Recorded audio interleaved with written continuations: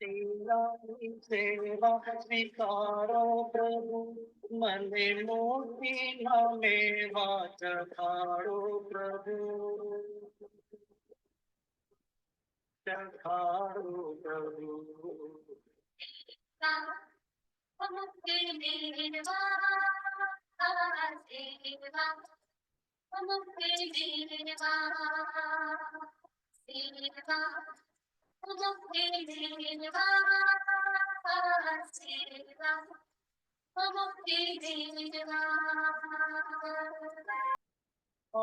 जन्मो जन्म की परीक्षा, हवे परिणाम नीचे प्रतीक्षा। आपु जन्मो जन्म की प्रतीक्षा, हवे परिणाम नीचे प्रतीक्षा। मारा जन्मोनो क्यारे आवसे भगवंत, मारा जन्मोनो क्यारे आवसे भगवंत। मोती मंडानी चिंता मटाड़ो प्रभु, मटाड़ो प्रभु।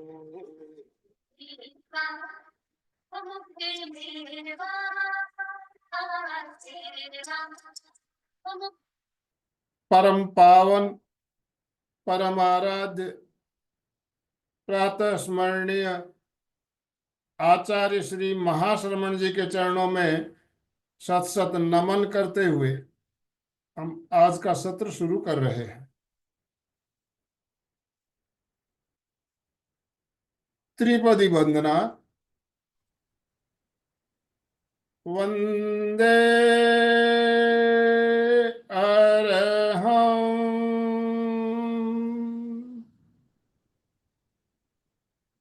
वंदे गुरुवरं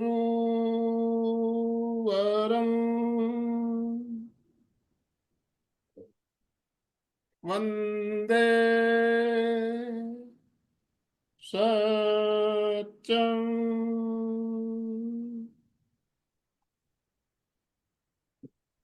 सभी साधक साधिकाओं को जय जिनेन्द्र, सुप्रभात, गुड मॉर्निंग, ओम अरहम। बंधुओं और बहनों, आज का हमारा विषय है सेवा परमो धर्म। सेवा से मेवा मिलता है, हम सब जानते हैं। सेवा क्यों करनी चाहिए, कैसे करनी चाहिए, इसके बारे में हम चर्चा करेंगे आज। और सेवा करने से हमें मेवा किस तरह से मिलता है, इस बात पर भी हम आगे जानेंगे। और हमारे साथ आज हमारा मार्गदर्शन करने वाले रश्मि जी दाधीच सूरत से हमारे साथ जुड़ चुकी है। रश्मि जी से हम भली भांति परिचित है, पहले भी कई बार मिल चुके हैं। और अलका जी हमारी कोऑर्डिनेटर, राजू डांगे सर भी हमारे साथ जुड़ रहे हैं। तो मैं ज्यादा समय लेना नहीं चाहूंगा। मैं अलका जी आपसे निवेदन करना चाहूंगा, आप अपने आप को अनम्यूट करें, 2 मिनट हमारा मार्गदर्शन करें। और फिर राजू डांगे सर, आप रश्मि जी का शॉर्ट इंट्रोडक्शन देते हुए उन्हें ससम्मान आमंत्रित करेंगे। Over to you Alka ji. जय जिनेन्द्र, गुड जय मॉर्निंग। जय जिनेन्द्र, गुड मॉर्निंग। बहुत सुंदर सुंदर विषय हमारे सामने आ रहे हैं। हम देख रहे हैं, कर्म को जान रहे हैं। हम अभी कर्म करना है हमको, और हमारा कर्म का विषय बहुत जोरदार चल रहा है। रश्मि जी, राजू भाई, सब लोग चाहते हैं कि मैं कर्म ज्ञान लूं, कर्म ज्ञान। तो कर्म का इम्पोर्टेंस सबको पता चल रहा है। इस कर्म में ही ये सेवा का पार्ट आता है कि भाई अपना अगर मोक्ष का रास्ता चाहिए, आगे जीवन बदलना है, तो क्या क्या करना पड़ेगा। उसमें से एक है सेवा। सेवा सबसे बड़ी बात है। जैसे आनंद भाई जी ने कहा, सेवा का मेवा मिलता है। और आपको भी आश्चर्य लगेगा कि मुझे यह अनुभव बहुत बार आ चुका है कि सेवा का मेवा मिलता ही रहता है। क्योंकि मुझे पहली बार तो, सबसे पहला तो एक्सपीरियंस ऐसा हो गया कि इतना बड़ा एक्सीडेंट हो गया, पूरा एक साइड मेरी डैमेज हो गई, कंप्लीट एक साइड। और यहाँ से फट गया, 15 टके आए, यहाँ टूट गया, पूरे पसलियां ब्रेक हो गई, पैर भी टुकड़े टुकड़े हो गए। ठीक होते होते डॉक्टर ऐसे बोलते कि आप चलने की कोशिश करोगे इतना ठीक है, पर नीचे बैठने का सपना भी मत देखना, आपका वो नहीं होगा, आपका वो नहीं होगा, आपका पैर तो मुड़ेगा ही नहीं। 80-90 डिग्री से ज्यादा मोड़ने की कोशिश भी मत करना। तभी मैं डॉक्टर को कहती आप अपना काम कीजिए ना, मेरे पास बहुत कुछ है, मेरे पास बहुत लोगों की दुआ है, आप दवा दीजिए। और ये दुआ जितना काम करती है, मुझे लगता है आज जिस स्थिति में मैं हूँ किसी को पता भी नहीं चलता इतना बड़ा एक्सीडेंट हो चुका है। तो एक स्पष्ट उदाहरण है अपना खुद का है, और अनेक बार ऐसे अनुभव मुझे आते हैं। जिस घर में अभी रह रही हूँ, उदाहरण देती हूँ कि एक बहुत काफी साल पहले लिया हुआ है, एकदम मेन रोड पे था और उसकी कीमत बहुत ज्यादा थी। पर पता नहीं वो आदमी ने ऐसा बोला कि भाई ये हमको घर लेना था, पर हमारा इतना बजट नहीं था। तो उस आदमी को पता चला, बोले इनके बारे में, तो बोले वो ये बहुत सेवा करते हैं लोग। तो उसने 10 लाख नुकसान करके हमको दे दिया। जिस घर को लोग मतलब 40 लाख में मांग रहे थे, हमको उसने 30 लाख में दे दिया। वही घर लोग मांग रहे कि हमको 40 लाख में दे दो। तो ये क्या है, सेवा का मेवा है। मुझे तो बहुत अनुभव है, और बचपन से यही संस्कार है, सेवा सेवा करो। माँ हमेशा पिताजी सेवा करते हुए देखा हुआ है। और ऐसा सुंदर विषय आज राजू भाई बहुत अच्छा विषय लिया है, क्योंकि हमारे यहाँ जुड़े हुए तीनों भी व्यक्ति हम जो है, मुझे लगता है राजू भाई है, आनंद भाई जी है, सभी सेवा में ही आगे हैं, इसीलिए ये चैनल चलाते हैं। और रश्मि भी वही काम कर रही है। रश्मि का परिचय तो लास्ट टाइम दे दिया है कि बहुत सारे संस्था, पर मेन है कि जो चैनल चलाती है वो खुद का चैनल है, उसका यूट्यूब चैनल है, और वो सेवा के रूप में ही काम कर रही है। बहुत मेहनत करनी पड़ती है उसको। वो मेरा इंटरव्यू लेने आई थी तब मैंने देखा, पूरा सेटिंग करना पड़ता है उसके लिए, पूरा दिन, आधा दिन क्या पूरा दिन जाता है उसकी पूर्व तैयारी में, और टाइम लगता होगा। ये क्यों कर रही है रश्मि? क्योंकि उसके अंदर स्पिरिचुअलिटी तो है ही सबसे पहली बात, और दूसरी बात है सेवा। तो रश्मि जो कर रही है वो उसका भी प्रैक्टिकल अनुभव है। ऐसे सेवा के मैंने बोलने में ना ओम 1 घंटा क्या ओम 3 दिन बोल सकते हैं। तो मैं ऐसे रश्मि का सहर्ष त्रिवेणी संगम की तरफ से स्वागत सुस्वागत, हम सभी हाथ ऊपर करें, ओम वीडियो ऑन अरहम करके ओम सब अरहम थैंक यू ओम थैंक अरहम। यू, वीडियो ऑन करते हुए स्वागत। और यस, हमारे डांगे यस, सर। यूएस से विभाजी ने भी 1 मिनट के लिए हाथ ऊपर किया, तबीयत ठीक नहीं होते, मधु विभाजी भी जुड़ के जो कर रहे वो भी बहुत बड़ी बात है। तो मैं माइक हैंड ओवर करती हूँ राजू भाई जी को, जो रश्मि जी का परिचय देंगे और उनको इनवाइट करेंगे। गुड मॉर्निंग सभी को, सुप्रभात, जय जिनेन्द्र। तो आप सभी का इस त्रिवेणी संगम में हार्दिक हार्दिक स्वागत। और आज के हमारे इस त्रिवेणी संगम में विशेष अतिथि प्रशिक्षक जो है, अभी भी अलका जी ने उनका परिचय तो संक्षिप्त में दिया है और बहुत सारा सब्जेक्ट के बारे में भी बताया है। तो नाम है रश्मि दधीच, वो भी उन्होंने कविता कविता के स्वरूप में दिया है परिचय भी। परमेश्वर रूपी सूर्य की छोटी सी किरण, नाम रश्मि दादिज, लेखिका है, कवित्री, सेवा गाथा वेबसाइट में अखिल भारतीय कंटेंट टीम प्रमुख है, विश्व हिंदी रचनाकार मंच द्वारा महादेवी वर्मा नारी रत्न सम्मान प्राप्त है, नारी शक्ति सागर सम्मान प्राप्त है, काव्य श्री सम्मान, और संस्कार टीवी चैनल पर भी भजन उन्होंने गाए हैं। और रश्मि दत्त नारी का मंच अपना यूट्यूब चैनल भी है। इतना बहुत सारा, ये बहुत संक्षिप्त परिचय है।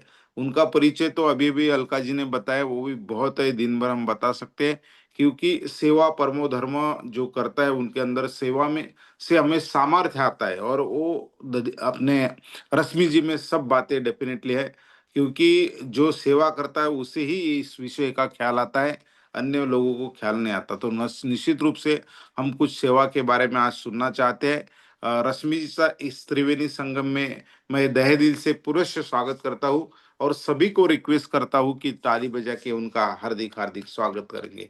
ओम Rashmi ji, you are welcome to this Triveni Sangam. आपका पुनश्च तहे दिल से हार्दिक स्वागत। हमारे एमपी के फिटनेस क्लासेस के फाउंडर आनंदमल सेठिया सर भी स्क्रीन पे है, उनका भी स्वागत। अलका जी जिन्होंने अभी अभी परिचय दिया है, सूरत से ही है, उनका भी स्वागत। सभी का स्वागत करते हुए ज्यादा समय ना लेते हुए, और मैं बताना चाहूंगा, मेरे क्लास की थीम ही है सेवा परमो धर्म। मेरा जो क्लास है उसकी जो थीम है वो सेवा परमो धर्म ही है। तो मुझे बहुत खुशी होंगी ये सुनने में। तो पुरुष रश्मि जी को रिक्वेस्ट करता हूँ कि यू में स्टार्ट टुडे सेशन। मेरे से यहाँ पे सभी बड़े हैं और सभी को मेरा हृदय से प्रणाम। आज जैसा कि हम सभी जानते हैं, सब्जेक्ट ही है सेवा परमो धर्म। तो चलो गुजारे थोड़ा वक्त जहां हमारी जरूरत है। चलो गुजारे थोड़ा वक्त जहां हमारी जरूरत है। मुरझाए चेहरों को खिलखिला दे अगर थोड़ी सी फुर्सत है। मुरझाए चेहरों को खिलखिला दे अगर थोड़ी सी फुर्सत है। इस देश की माटी ने हमें बहुत कुछ दिया है। इस देश की माटी ने हमें बहुत कुछ दिया है। फिर ये तो एक छोटा सा आभार है। फिर ये तो एक छोटा सा आभार है। और मानवता ही सच्ची सेवा है। मानवता ही सच्ची सेवा है और पूरे देश की प्रगति का आधार है। 2 कदम हम चले, 4 तो वो चल ही लेंगे। हमारी खाली मन हमारा खाली मन भी वो अपने प्यार से भर ही देंगे। हमारा खाली मन भी। तो कुल मिलाकर सेवा तो हम सभी के संस्कारों में ही है, भारत की मिट्टी में ही है। तो आज मैं आप लोगों को कुछ नया या अनोखा नहीं बताने वाली हूँ, पर सेवा की ऐसी कहानियां जरूर बताने वाली हूँ जो आप लोगों ने आज तक नहीं सुनी है। जैसा कि सेवा हमारे संस्कारों में ही है, हम त्योहार पर कोई भी मतलब एनिवर्सरी, बर्थडे, कुछ भी हमारी जो खुशियां होती है वो हम लोगों के साथ में बांटते हैं। कभी भोजन के स्वरूप में, कभी कपड़ों के स्वरूप में, कभी किसी चीज के स्वरूप में, कभी जीवन उपयोगी सामान के स्वरूप में। तो ये सेवा तो हम रोज करते हैं, हमारे जीवन में करते हैं, जिससे हम चिर परिचित है। अब मैं आज आपको सेवा की ऐसी कहानियां सुनाने वाली हूं जो हमें सेवा का एक अलग रूप दिखाने वाली है। तो सबसे पहले मैं ले चलती हूँ आपको इंदौर। 2005 की बात है।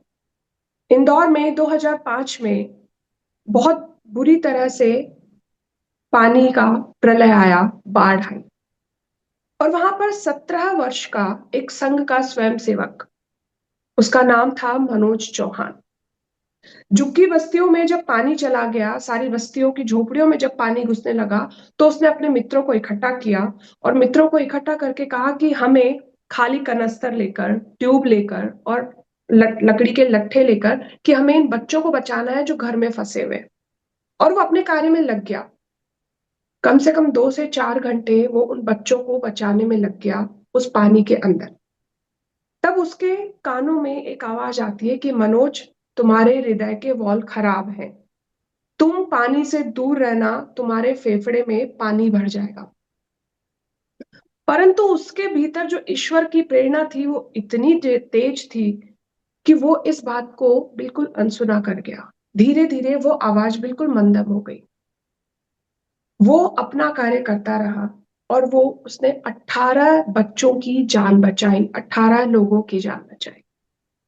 बचाते बचाते धीरे धीरे उसके फेफड़े में पानी चला गया और 2 दिन बाद वो ईश्वर की गोद में जाकर बैठ गया। उसके जीवन का उद्देश्य कंप्लीट हुआ, उसके जीवन का उद्देश्य पूरा किया और वो ईश्वर की गोद में जाकर बैठ गया। उसके माता पिता को बाद में गणतंत्र दिवस पर राष्ट्रपति पुरस्कार मिला। परंतु ये एक सेवा का ऐसा एग्जाम्पल, वो ऐसा उदाहरण सेट कर गया। इसे कहते हैं ईश्वरीय सेवा, जहां साक्षात ईश्वर प्रकट होते हैं। आपके भीतर जो ईश्वर है वो साक्षात प्रकट होता है। कोई कल्पना नहीं, कोई संकल्पना नहीं, किसी तरह का कोई विचार नहीं, बस सामने जो परिस्थिति है उस परिस्थिति को देखते हुए उसमें उसी तरह का कार्य करना। अब मैं आपको लेकर चलती हूँ गुजरात। गुजरात हम सभी बहुत अच्छी तरह से जानते हैं और गुजरात में सूरत के बिल्कुल पास लेकर चलती हूँ डांग, एक आदिवासी क्षेत्र है। डांग जैसे आदिवासी इलाके में 45 गांवों में एक डॉक्टर काम कर रही है। मात्र 30-32 साल की डॉक्टर है, जो कि देश की बेस्ट न्यूरो सर्जन है, और देश की बेस्ट न्यूरो सर्जन के साथ साथ उन्हें राष्ट्रपति अवार्ड भी मिला हुआ है। और उन्होंने ये संकल्प लिया कि मुझे पहले अपने देश में उस जगह पर काम करना है जहां बहुत ज्यादा जरूरत है, जहां पर हॉस्पिटल्स नहीं है, जहां पर सुविधाएं नहीं है। तो उन्होंने डांग का ये आदिवासी क्षेत्र चुना और पिछले 2 से 3 साल से वो यहाँ पर कार्य कर रही हैं, यहाँ अपनी सेवा दे रही है। 45 गांव है और उनमें प्रतिदिन वो हर 1 या 2 गांव का प्रवास लेती हैं और वहां पर अपनी सेवा देती हैं। उनके जाने से वहां पर क्या परिवर्तन आया? तो आदिवासी क्षेत्रों में महिलाओं की स्थिति, किशोरियों की स्थिति बहुत बदतर थी। उन्हें अपनी अवेयरनेस, उन्हें कई ऐसी बीमारियां थी जो किसी के सामने कह भी नहीं सकती थी, कोई उनकी बात सुनने वाला भी नहीं था। उस क्षेत्र में एक महिला डॉक्टर का होना अपने आप में एक वरदान साबित हुआ। कई बच्चियों ने अपनी पढ़ाई छोड़ दी थी, वो बच्चियां उस डॉक्टर से प्रेरणा लेकर फिर से पढ़ने लगी हैं। महिलाओं को अक्षर ज्ञान नहीं था, डॉक्टर की वजह से वहां फिर से उन महिलाओं में एक अक्षर ज्ञान आया, उन्होंने पढ़ना सीखा। समाज में, अपने गांव में स्वच्छता, जागरूकता, स्वावलंबन, ऐसे कई कार्य जो एक डॉक्टर की प्रेरणा की वजह से वहां पर शुरू हुए, और वहां एक बड़ा बदलाव आया। जो महिलाएं अपने गांव से कभी बाहर भी नहीं निकली थी, उन्होंने अपने गांव की दहरी को बाहर क्रॉस करके शहर को देखा, दूसरी दुनिया भी देखी। ये थी प्रत्यक्ष सेवा। मतलब जो मुझे आता है, वो, जो मेरे पास हुनर है, वो मैं कैसे सेवा के जरिए लोगों तक पहुंचाऊं। इसके बाद अब मैं आपको लेकर चलती हूँ राजस्थान। राजस्थान में अनूपगढ़ एक ऐसी जगह जहां पर ढोला, सांसी, घुमंतू, ऐसी जनजातियों के बहुत सारे लोग रहते हैं। कम से कम भी 110 परिवार है। और वहां ऐसा होता है कि एक व्यक्ति बस में चढ़ता है, जो कि पेशे से वकील है, और वो दिल्ली जा रहे होते हैं, दिल्ली जा रहे होते हैं। परंतु अपनी बस की विंडो में से उन्हें दिखाई देता है कि 2 बच्चियां कचरे के ढेर में से कुछ निकाल कर खाने की कोशिश कर रही हैं। और आप सोचिए कि उस व्यक्ति को जब ये सामने दिखाई देता है तो वो रह नहीं पाता, वो बस से नीचे उतर जाता है। और जब बस से नीचे उतर जाता है तो उसके मन में एक ख्याल आता है कि मुझे इन बच्चियों के लिए कुछ करना है। और वो उन बच्चियों के पीछे जाने लगता है जहां वो बच्चियां रहती हैं। जब वो उस एरिया तक पहुंचते हैं, उस क्षेत्र तक पहुंचते हैं, तो पता चलता है कि वहां एक नहीं, 110 परिवार रहते हैं। और 110 परिवार, आज के, ये बात कर रही हूं मैं आज के 10-15 साल पहले की बात, कि उस समय पर भी उन 110 परिवारों में से किसी एक छोटे से बच्चे ने भी अक्षर ज्ञान नहीं लिया था। वो ज्ञान से कोसों दूर था। स्कूल क्या होती है, शिक्षा क्या होती है, वो भी नहीं जानते थे। तब दिनकर पारिक, उनका नाम, जिनकी मैं बात कर रही हूँ, उनका नाम है दिनकर पारिक जी। तो उन भैया ने सोचा कि यहाँ पर कैसे शुरुआत की जाए। उन्होंने वहां पर संस्कार शालाएं, भजन संध्या, इस तरीके के कई प्रयोग किए। करते करते करीब 250 बच्चों को तैयार किया कि वो सरकारी स्कूल में जाने लगे। अब बच्चे तो तैयार हो गए, अब आगे क्या? बाकी परिवार का क्या स्थिति, क्या? क्योंकि वो सारे लोग भीख मांगकर अपना कार्य चलाते थे। वो जो बच्चियां थी उस फैमिलीज की, बड़ी बड़ी बच्चियां, वो शाम होते ही सभी दरवाजों पर अपना कटोरा लेकर चली जाती थी। किसी का नाम दाल पड़ गया था, किसी का नाम चावल पड़ गया था। इसी तरीके से उनका कार्य चलता था। दिन भर वो प्लास्टिक या कोई भी चीज छोटी छोटी इकट्ठे करके कुछ पैसे कमा लेते थे। तो पारिवारिक स्थिति कैसे बदले? क्योंकि सबसे बड़ा विचार ये कि जिनकी हम सेवा कर रहे हैं वो खुद अपने पैरों पर कैसे खड़े हो कि वो सेवा करने लायक बन सके।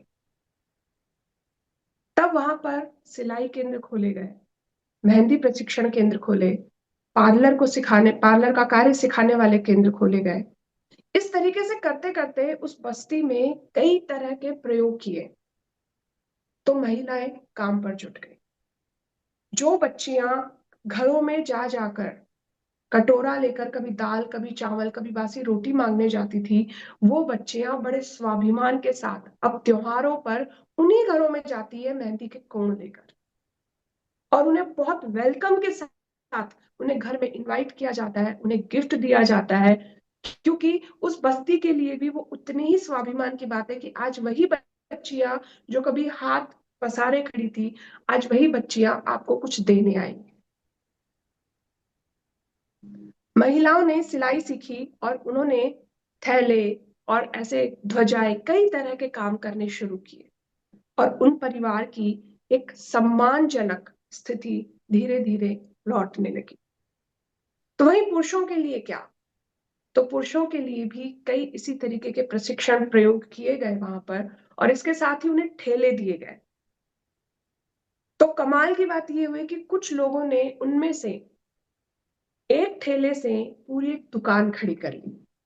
मतलब ये कि एक ठेले पर वो व्यक्ति कचौड़ी और पकौड़ियां निकाला करते थे, धीरे धीरे बस स्टैंड के किनारे पर एक छोटी सी टपरी, टपरी से एक दुकान। तो कुल मिलाकर जीवन स्थिति बिल्कुल बदलने लगी। विचार एक जगह से शुरू हुआ था, पर धीरे धीरे धीरे धीरे ये कार्य सेवा भारती के जरिए वहां पर फैलने लगा, और इस प्रकार एक व्यक्ति के साथ कई संगठन जुड़े, व्यक्तियों के बहुत बड़ा संगठन जुड़ा, और उसके जरिए ये कार्य पूरी बस्ती का ही काया पलट करने के लिए बहुत महत्वपूर्ण रोल प्ले करने लगा। तो राजस्थान की बात हो गई, गुजरात की बात हुई, इंदौर की बात हुई। अब मैं आपको लेकर चलती हूँ महाराष्ट्र। महाराष्ट्र में कर्जत जिला, उसके आसपास एक समय था 2003 के आसपास, जब वहां पर बच्चों की मृत्यु दर बहुत ज्यादा थी। प्रत्येक साल में कम से कम 70 से 80 बच्चे अपना दम तोड़ देते थे, और कारण था कुपोषण। एक व्यक्ति यूं ही रास्ते से गुजर रहे थे, उनका नाम है प्रमोद कारिंदकर। जब वो रास्ते से गुजर रहे थे तो उन्हें एक घर में से एक महिला के रोने की आवाज आई।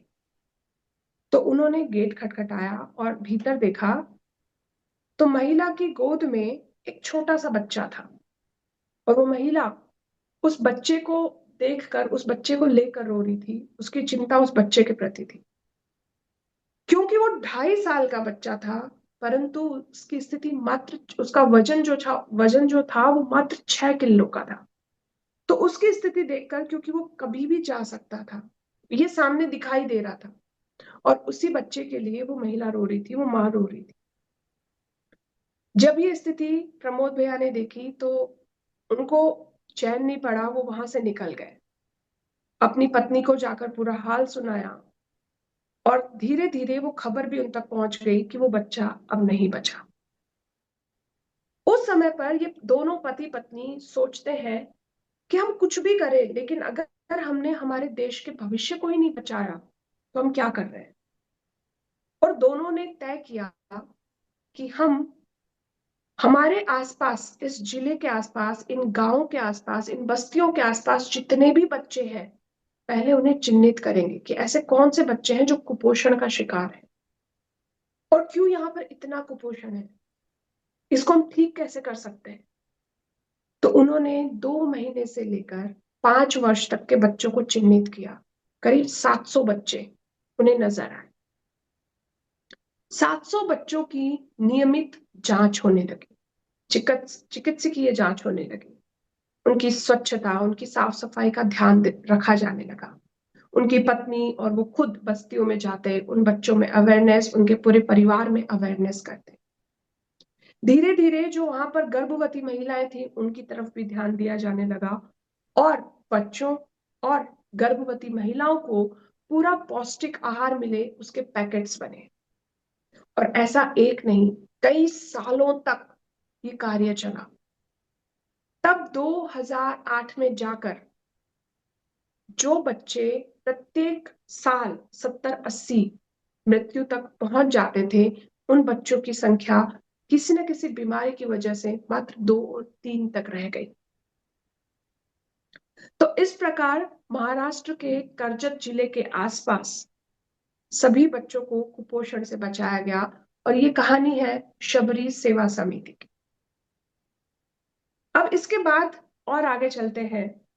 महाराष्ट्र की एक बात और करती हूँ, क्योंकि ये यहाँ पे एक व्यक्ति की बात कर रही हूँ, कैसे एक पूरे गांव के लोगों ने मिलकर अपने गांव को सबसे समृद्धशाली गांव बनाया।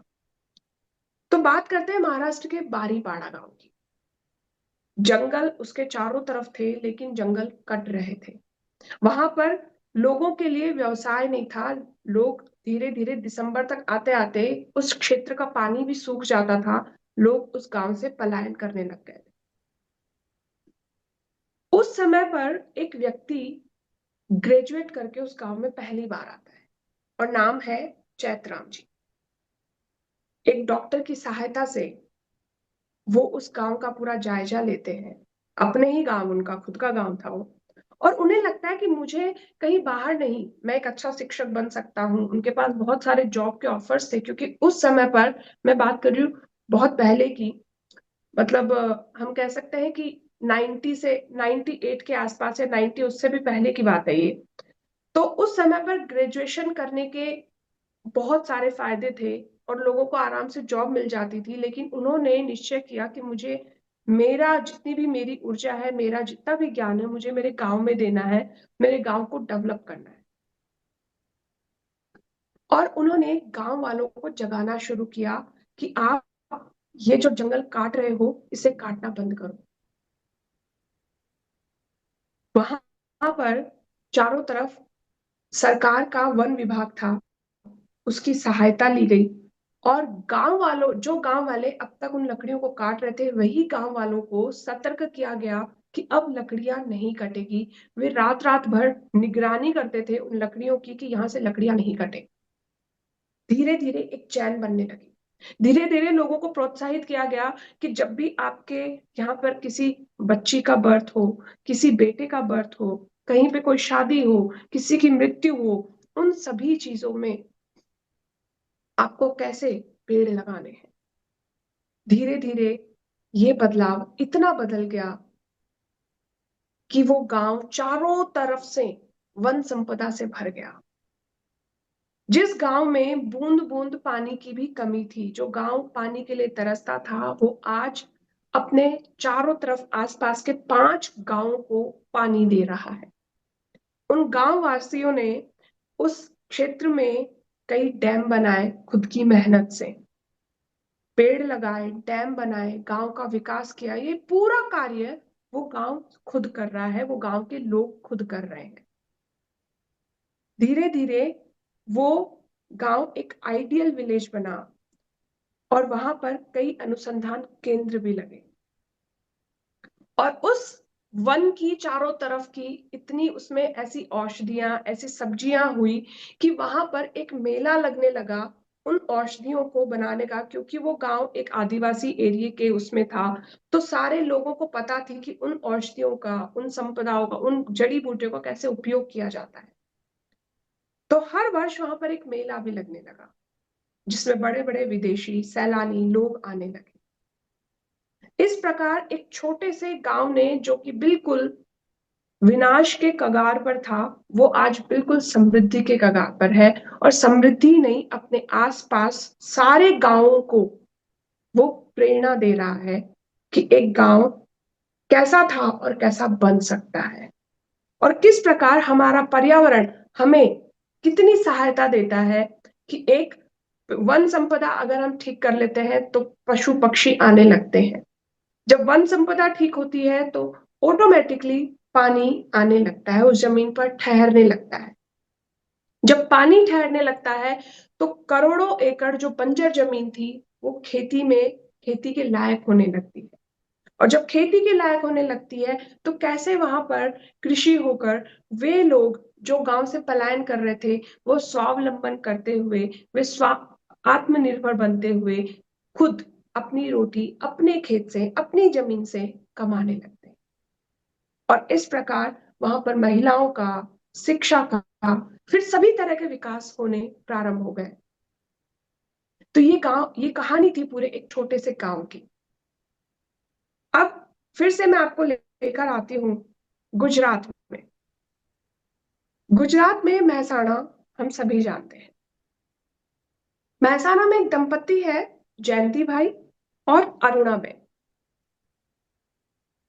जयंती भाई एक बार सड़क पर यूं ही चल रहे थे और किनारे पर सोए हुए, जो सड़क के किनारे फुटपाथ पर कुछ बच्चे सोए हुए थे, उन्हें देखकर उनके मन में बार बार ख्याल आता था। कई बार वो जब आते जाते उन बच्चों को देखते तो उन्हें लगता कि इन बच्चों के लिए कोई घर होना चाहिए। माना ये बच्चे कहीं बाहर से भी हैं, कुछ गुजरात के भी हैं, पर इन बच्चों के लिए कोई घर होना चाहिए। ये भीख मांगते हैं, यहीं पर सो जाते हैं, तो कैसे कुछ किया जाए। और इस विचार ने जयंती भाई को पहुंचाया सीधे कलेक्टर के पास। वहां परामर्श लिया और फिर एक सरकारी जमीन पर कुछ टेंट लगाए गए। शुरुआत हुई मात्र 16 टेंट से। 16 टेंट जिनमें 45 बच्चों के परिवार एक साथ थे। अब बात थी कि भाई टेंट हो गए, बच्चे आराम से यहाँ पे रहने लग गए, उनके लिए कपड़े का ही सही, प्लास्टिक का ही सही, पर उनका खुद का घर हुआ। अब क्या, अब इनको मुख्य धारा में कैसे लेके आया जाए, क्योंकि अभी भी वो बच्चे भीख मांग रहे थे। तो सबसे पहले उन बच्चों के लिए स्पेशली भोजन का इंतजाम किया गया। भोजन का इंतजाम करते करते जब पेट भरने लगा तो बच्चों को प्रेरणा दी, उनके लिए स्कूल बैग्स आए, उनके लिए शूज आए, उनके लिए ड्रेस आई, सभी चीजों का इंतजाम हुआ। धीरे धीरे उन बच्चों को पढ़ाई की तरफ प्रेरित किया गया। अब उन टेंट से निकलकर वो बच्चे पढ़ाई करने जाते थे। बाल भिक्षुक मुक्त समाज, ये सभी कार्य इसके अंडर चल रहा था। उन बच्चों ने भीख मांगना छोड़ दिया। धीरे धीरे वो संख्या 300 से ज्यादा हो गई और वो सभी बच्चे भीख मांगना छोड़कर धीरे धीरे वो पढ़ाई करने लगे। पढ़ाई करते करते वो बच्चे अपने पैरों पर खड़े होने लगे। प्लम्बिंग, गैस ठीक करना, ऐसे कई छोटे छोटे छोटे छोटे कार्य, कई फैक्ट्रियों में जाना, इस तरीके से वो कार्य करना सीखने लगे। और आप लोगों को यकीन नहीं होगा कि उन्हीं में से 22 से ज्यादा लोगों ने, मैं संख्या बहुत कम बता रही हूँ क्योंकि कहानी बहुत पहले की मैं बता रही हूँ अभी, जब ये कहानी मतलब शुरू हुई थी तो 2000 की बात है, 2000 की बात है। 2000 से आज तक में 22 से बहुत ज्यादा लोगों ने, बहुत ज्यादा बच्चों ने अपना पक्का मकान बना लिया है उन्हीं टेंट के घरों से निकलकर। अपने पैरों पर खड़े हुए, अपनी मेहनत से रोटी कमाना सीख लिया, जो बच्चे कभी भी भीख मांग रहे थे। इतना ही नहीं, एक बार जयंती भाई और अरुणाबेन एक विवाह में जाते हैं अपने दोस्त के यहाँ पर। काफी लेट पहुंचते हैं काम में व्यस्तता की वजह से। तो सबसे जब अंत में जाते हैं तो देखते हैं कि चारों तरफ बड़े बड़े बर्तन हैं और उनमें बहुत सारा भोजन बचा हुआ है। तो वो अपने मित्र से पूछते हैं कि अगर आपको बुरा नहीं लगे तो क्या ये भोजन मैं लेकर जा सकता हूँ। तो मित्र ने कहा क्यों नहीं, हम तो ये भोजन वैसे भी अभी इधर फेंक ही रहे थे, रात को 11 बजे हम किसको देंगे। तो बोले ठीक है। वो दौड़े वापस अपनी मारुति में बड़े बड़े बर्तन लेकर आए और उन्होंने वो सारा भोजन उसमें खाली किया। और उसी समय वो वापस दौड़े उन टेंट की तरफ जहां पर कम से कम 200, 300, 400 बच्चे थे जो उस चीज का इंतजार कर रहे थे कि कुछ नया कभी भी उनके पास आ सकता है।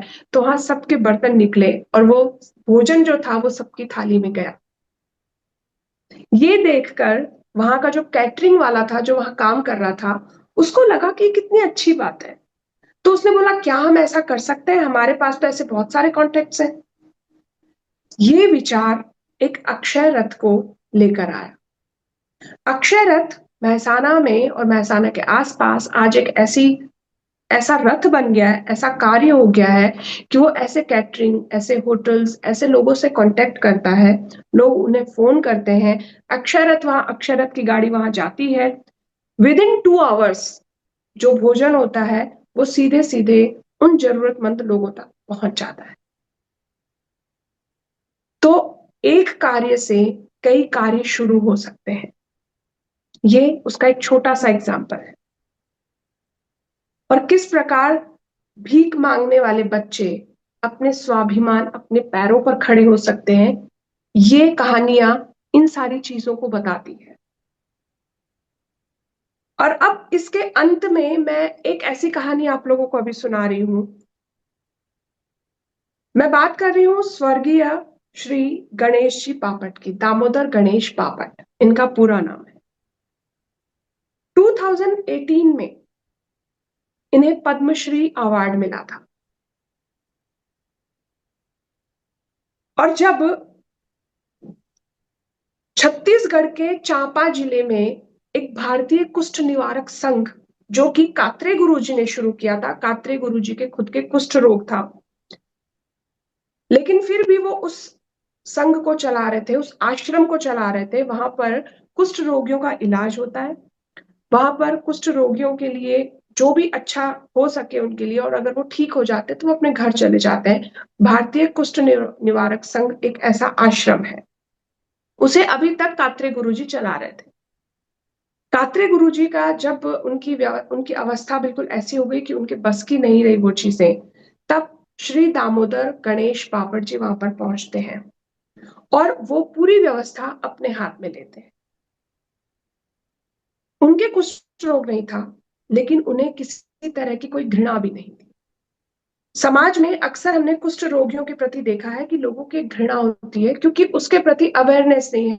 लोगों को लगता है कि कुष्ठ रोग से अगर हम हाथ लगाए तो हमारे भी कुष्ठ हो जाएगा। तो ऐसी कई तरह की भ्रांतियां थी। दामोदर जी ने वहां लोगों की भ्रांतियां दूर करना शुरू किया।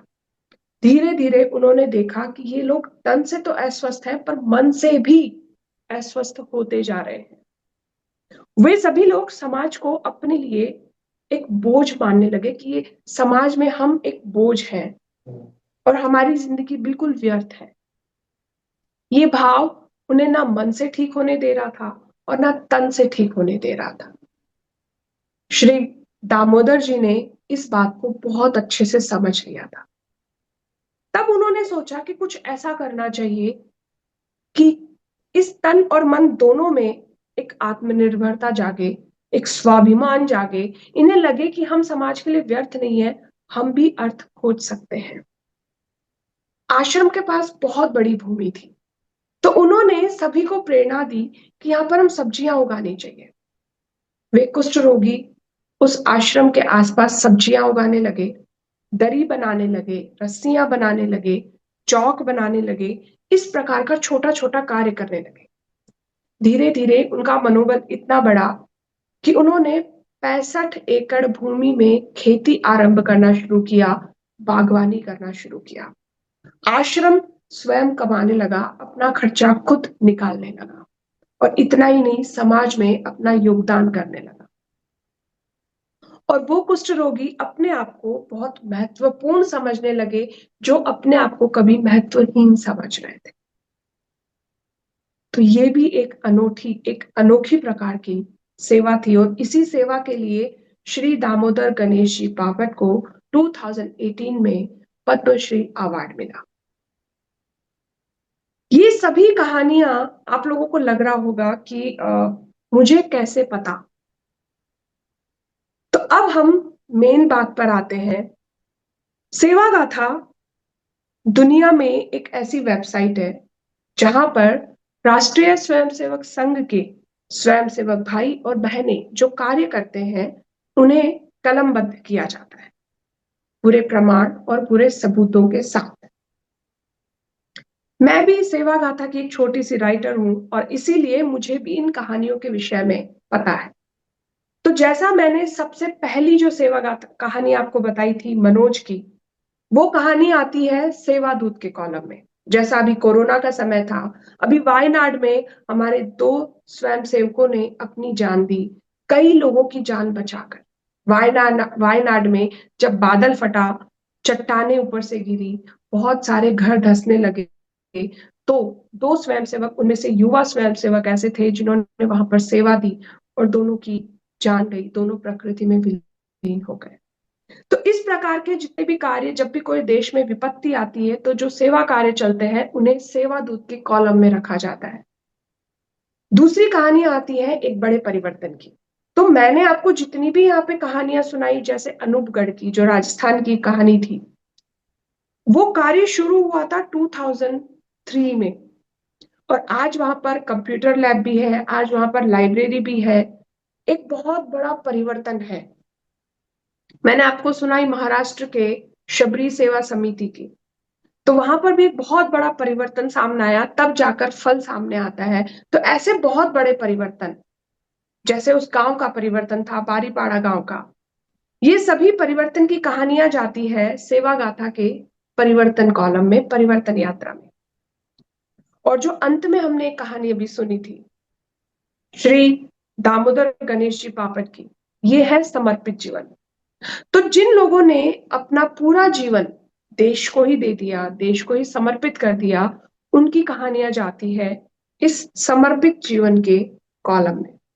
तो इस प्रकार सेवा गाथा में ये 3 कॉलम है, और आज सेवा गाथा कम से कम भी 9 भाषाओं में है। सेवा गाथा का यूट्यूब, इंस्टाग्राम, फेसबुक, और सेवा गाथा की खुद की वेबसाइट है, ट्विटर, सभी प्लेटफॉर्म पर है सेवा गाथा। तो ये सभी कहानियां जानने के लिए अगर आप कभी भी सेवा गाथा के वेबसाइट पर भी जा सकते हैं, आप सेवा गाथा का यूट्यूब चैनल भी सर्च कर सकते हैं, जहां पे सभी कहानियां, सभी सेवा कार्य आपको मिलेंगे। अब बात आती है कि ये जो सेवा कार्य हमने देखे, जैसा कि हमने पिछली बार भी कहा था कि कर्म कर पर फल, कर्म के फल पर तेरा कोई अधिकार नहीं है। तो हम सेवा जो कर रहे हैं, क्या वो उपेक्षित वर्ग है, क्या वो पिछड़ा वर्ग है, क्या हम वहां पर सेवा देने जा रहे हैं? जी नहीं। यहां बात यह है कि सेवा एक ईश्वरीय कार्य है, और हम किसी को कुछ देने नहीं जा रहे, हम उनका सहयोग लेने जा रहे हैं अपने देश के भविष्य के लिए, अपने बच्चों के भविष्य के लिए।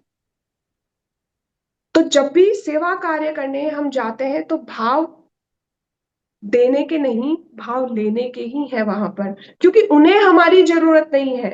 वो जिस भी स्थिति में है, वो बिल्कुल आत्मनिर्भर है, वो अपने तरीके से अपना जीवन यापन कर रहे हैं। पर ये हमारा दृष्टिकोण है, ये हम चाहते हैं कि वो देश की मुख्य धारा से जुड़े, इस देश का भविष्य सुदृढ़ और सक्षम बने, इसीलिए ये सेवा कार्य चल रहे हैं। तो अब क्या सेवा, जैसे मैंने हम हर एक कहानी में एक एक व्यक्ति का नाम लिया, तो क्या वास्तव में इन एक एक व्यक्तियों को ही सारे, मतलब इसके जो फल है, इसके जो पूरा क्रेडिट है, जाता है? जी नहीं। आप सभी को एक एक नाम इसलिए बताए गए क्योंकि एक नाम से पूरी कहानी उसके इर्द गिर्द बुनी जा सकती है। परंतु राष्ट्रीय स्वयंसेवक संघ के अंदर सेवा भारती के जरिए ये काम चलते हैं, और सेवा भारती एक बहुत बड़ा व्यक्तियों का संगठन है। जैसा कि हमने पिछली बार भी मैंने ये बात कही थी कि कोई भी कार्य, कोई भी कर्म व्यक्ति स्वयं नहीं करता, उसमें जुड़ा होता है प्रकृति के पदार्थ जो प्रकृति प्रदत्त है, उसमें जुड़े होते हैं व्यक्तियों के संगठन जो उसके पीछे कार्य कर रहे होते हैं, उसमें जुड़े होते हैं वे विचार जो ईश्वर की प्रेरणा से मिलते हैं। तो कुल मिलाकर यहाँ किसी भी तरह का क्रेडिट हम किसी एक को नहीं दे सकते, और ना स्वयं ले सकते हैं। तो अब बात आती है कि फिर सेवा करें कैसे, सेवा कैसे की जाए, सेवा में भाव क्या हो? तो उसके लिए मुझे मेरी कुछ पंक्तियां हैं भजन की, मैं वो गाकर आपको सुनाती हूँ, आपको आनंद आएगा।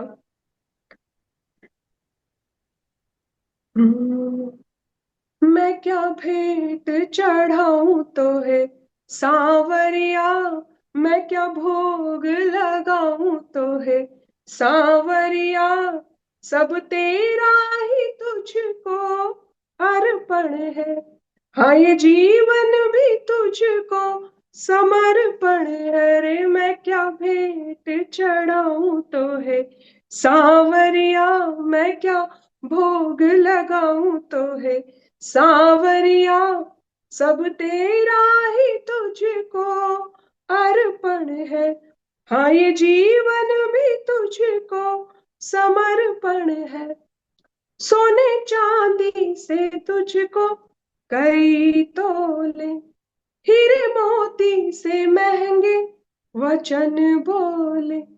सोने चांदी से तुझको कई तोले, हीरे मोती से महंगे वचन बोले। मैं तो अवगुण की हूँ एक पुड़िया, मैं तो माटी की हूँ एक गुड़िया, मेरे अवगुण भी तुझको अर्पण है।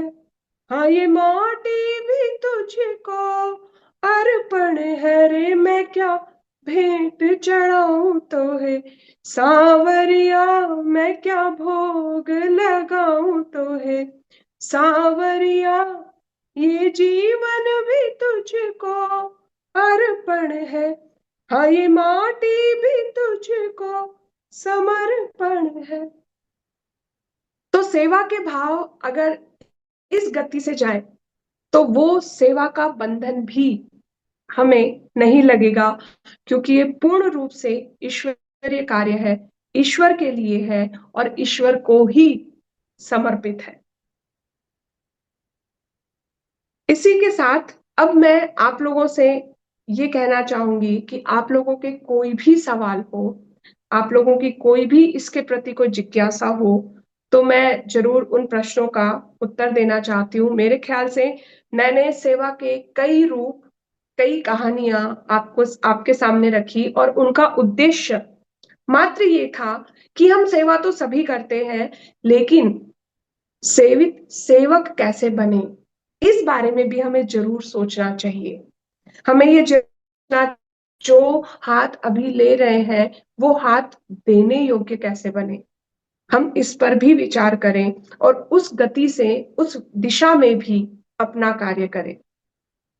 तो मैं अब आप सभी से विनती करती हूँ और मुझे लगता है कि शायद मैंने अपना पूरा विषय थैंक यू आराम से मैडम। रख दिया है, और इसके प्रति जो भी कोई आपके प्रश्न है, जो भी विचार है, तो मैं जरूर आपका मतलब सहयोग करूंगी उसमें, जो मुझे आता है उससे अपने बहुत आप बहुत आपको ही बता। सुंदर, बहुत ही सुंदर तरीके से आपने कुछ वास्तविक कहानियां, जो रियल घटना है, ये काल्पनिक कहानियां नहीं थी, वास्तविक हमने जाना।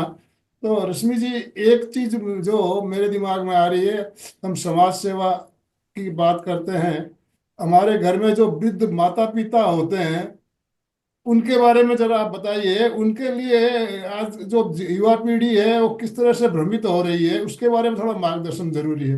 कारण आज देखिए जगह जगह वृद्धाश्रम खुल रहे हैं, माता पिता की जो सेवा होनी चाहिए, हम उदाहरण देते हैं, पौराणिक कहानियों में हमने बहुत कुछ सुना है, लेकिन आज हमारी युवा पीढ़ी किधर जा रही है?